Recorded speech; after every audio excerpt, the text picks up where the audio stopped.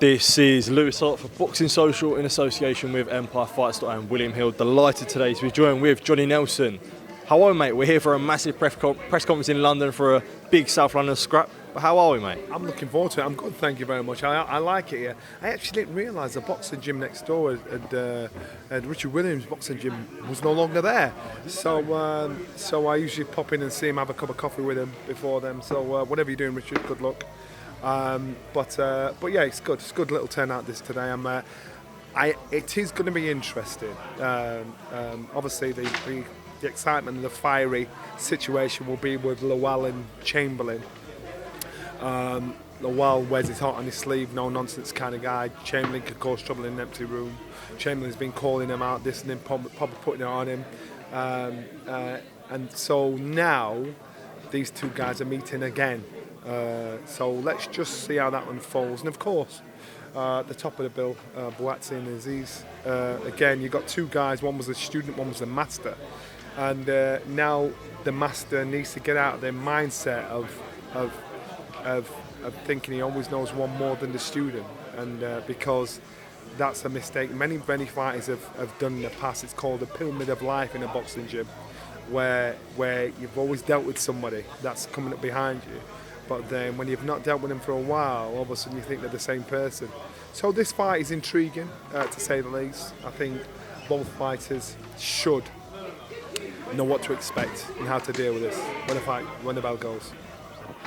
With both of their records, Dan Azeez has had it the hard way. Joshua Buatsi came from a great amateur career at Olympics, and he's been built up in a big way from Matchroom, and now he's a boxer.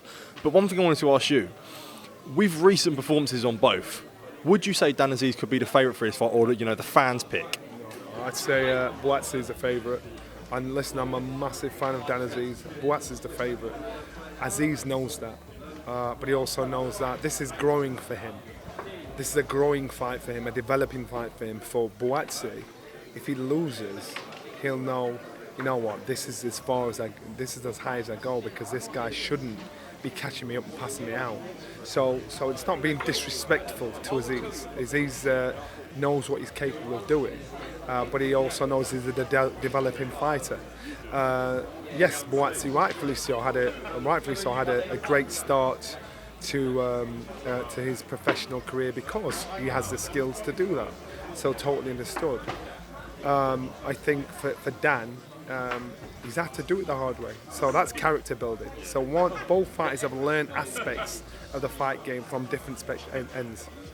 And I was going to say, with a fight like this, WBA number 1, number 2, this will have a clear winner, a clear number 1 for who will have Dimitri Bivol next. So is it good to have a fight where, there's no doubt that this guy's number 1 deserves a shot at Bivol? That's what boxing needs. Unfortunately, boxing is always confusing, even the people within boxing, never mind the people outside of boxing. So many champions, number 1 not fighting number 2, for contractual reasons. And it's called show business, but it's usually the business that ruins the show. Now you've got number 1 fighting number 2 because it's very possible. So there's no mistaking, there's no misunderstanding. That's just how it should be. 100%. We'll move on after this. It's Monday now, so after this weekend, we see Anthony Joshua knock out Robert Helenius. I suppose what were your thoughts on that performance from AJ and the knockout as well? Anthony Joshua, the knockout showed his natural, instinctive power and skill that he has. But up to that point, it showed that he needs to believe in himself 1,000%. His movement, the target, what he's capable of doing, and he should be able to assess a situation faster than what he has been or is doing, because he still needs to be sure before all of a sudden he's letting those hands go. He's committing fully with his feet and his movement, and it took him 7 rounds. But I said to everybody, he's damned if he did, damned if he didn't. If he went the distance, he'd get slagged off. He went one round, he'd get slagged off. He got the job done. He had to adjust to a fighter that came in at last minute's notice. The last time that happened was when he boxed Andy Ruiz. So therefore, he still played it a little safe. Which, you know what, he lives to fight another day and move on to bigger things. And you look at a one-punch knockout like that, how big of a confidence can that do for AJ to actually kind of get the ball rolling again and with this rebuild? Massive confidence. And even though his celebration is relief, people are thinking, well, you know, on what? But for him, it proved to him that he knows he can still do it. He knows it's still there. It's not gone. So if it's not gone, he just has to make sure he's very present when he gets in the ring with the higher levels of fighters, because there's no hesitation. Can't afford to be hesitating in between. It's looking like Deontay Wilder next. How massive a fight is that, and how do you think that goes where these two names have been sort of spoke about with each other for so many years? Well, I think people are forgetting Anthony Joshua said he wants to fight another 2 times this year, so I don't think it should be next. I think it's a play with words. It's a fight. You know, his promotional team are saying they want next. Doesn't mean it is next. So in reality, these are sound bites. They want it next. Doesn't mean it is next. So it just keeps the conversation in the mix. So I don't think it'll happen next. I do think that he should try and slip another one in. Just to be sure, he's sure. Definitely another one, last one from me. Last week we saw the news of Richard Riakporhe pulling out a purse bid against Joshua Buatsi.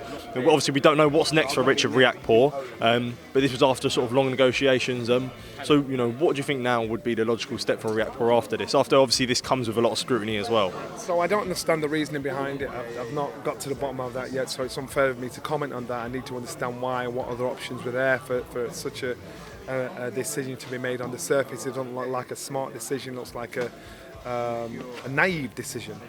So let's just see what else is it, what the other options are, or the reason was for that. And you can only get that from the head of boxing, you know, the management team, to say, you know, this is why we did it. And I'm quite sure that question will be asked today by you guys, and we'll get the answers for that. Richard is a fighter that he's had too much time off in between his last fight. Momentum is key. Lives in the gym. He's ready.